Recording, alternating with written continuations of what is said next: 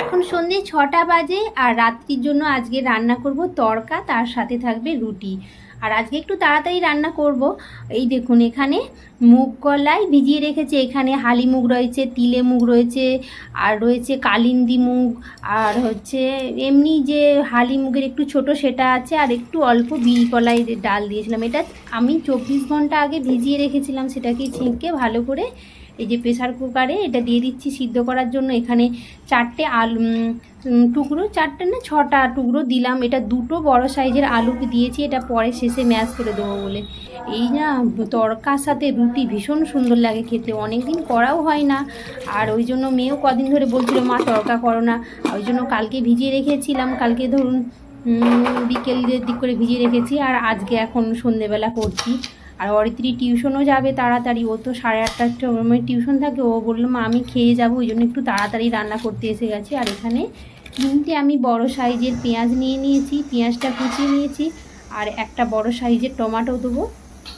এগুলোকে সব ভালো করে আমি কেটে নিলাম। আর এদিকে আমার প্রেসার কুকারেও সিটি পড়ে গেছে, আর মুগ কলাই তো খুব তাড়াতাড়ি সেদ্ধও হয়ে যায়। আর এখানে আমি 2টো ডিমকে ভালো করে ফেটিয়ে নেবো। এই দেখুন 2টোই ডিম দিচ্ছি, আর এতে নুন দিয়ে ভালো করে এটাকে আমি গুলে নিচ্ছি। আমার কুকারে 3টে সিটি লাগে, হলেই হয়ে যায়। আর এখানে আমি এদিকে ডিমটাকে ভেজে নিচ্ছি, আর ডিমটাকে ভালো করে আমি ভুনে নেবো। ডিমটাকে ভালো করে কুচু কুচু করে দিচ্ছি। আর ডিমকে তরকারিতেও মানে ফেটিয়ে দিলে হয়, কিন্তু আজকে আমি একটু ভাজা করেই দেবো। আর এখানে আমি তেলের মধ্যে 4টে কাঁচা লঙ্কার ফোড়ন দিয়ে দিলাম, দিয়ে যে এখানে পেঁয়াজটাকে ভালো করে লাল লাল করে ভাজা করে নেবো। নিয়ে তার মধ্যে এই যে এখানে দিয়ে দিচ্ছি অল্প একটু রসুন বাটা, রসুনটা কমই দিচ্ছি। আর আদাটা আগে থেকে আমি বেটে রেখেছিলাম, ফ্রিজে ছিল, বার করে দিচ্ছি। আর মশলাতে একটু নুন দিয়ে দিলাম, পরে আবার দেবো। আর এখানে হলুদের গুঁড়ো, লঙ্কার গুঁড়ো সব একসাথে দিয়ে দিচ্ছি। আর এখানে একটা টমেটো যেটা কেটেছিলাম সেটা মশলাটা একটু কষানোর পরে তারপরে দিয়ে দিলাম। আর একটু ভালো করেই কষাতে হবে, কারণ ডালের সাথে বেশি কষানো যাবে না। ভালো করে মোটামুটি মশলাটা ভাজা হয়ে যাবে, তারপরে দেবো। দেখুন আমার কি সুন্দর ডালটা সেদ্ধ হয়ে গেছে। আর ডালটার মধ্যে কিন্তু মানে ঝরঝরা আছে, পুরো মানে সেদ্ধ হয়ে গলে যায়নি।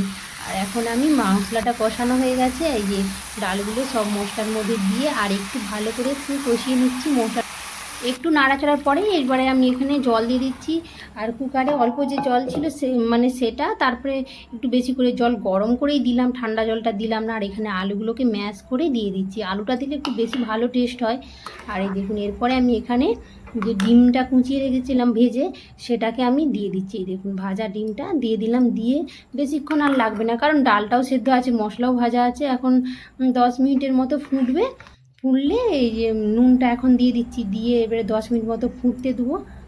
আর এই যে 10 মিনিট মতো ফুটা হয়ে গেলেই তারপরে আমি এতে তড়কার একটু মশলা দেবো, দিলেই দেব হয়ে গেছে। 10 মিনিট হয়ে গেছে। আর এখানে তড়কার মশলাটা শেষের দিকে একদম শেষে দিল, কিন্তু শীতের সিজন হলে একটু ধনেপাতা অ্যাড করতাম, তাতে আরও ভালো হতো। ধনেপাতা ছিল না বলে এটা আর দিলাম না। এই দেখুন এদিকে আমার হয়ে গেছে তড়কা একদম পারফেক্ট।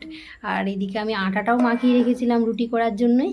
দেখুন কত সুন্দর নরম সফট, 1 ঘন্টা আগে থেকে মাখিয়ে রাখলে না রুটি ভীষণ ভালো হয়, আর ফুলেও দারুণ সুন্দর। এই দেখুন সবার জন্যই এখন করে রেখে দিচ্ছি, করে হটপটে রেখে দেবো, কারণ পরে আবার করব, ওই জন্য তাড়াতাড়ি করে নিচ্ছি সবার জন্যই রুটিটা।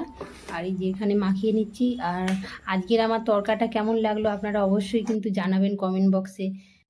আমার মেয়ে কিন্তু বলেইছে মা তড়কা হচ্ছে যখন আমার জন্য এক্সট্রা একটা রুটি করে রাখবে, আর ও তড়কা খেতে ভীষণ পছন্দ করে।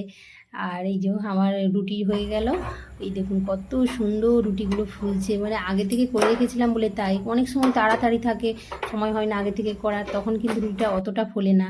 এই যে এখন মেয়েকে দিয়ে দিচ্ছি, ও খেয়ে একদম টিউশন যাবে, আর আমরা খাবো পরে খাবো, এখন তো মাত্রই বাজে 7:30 বাজে।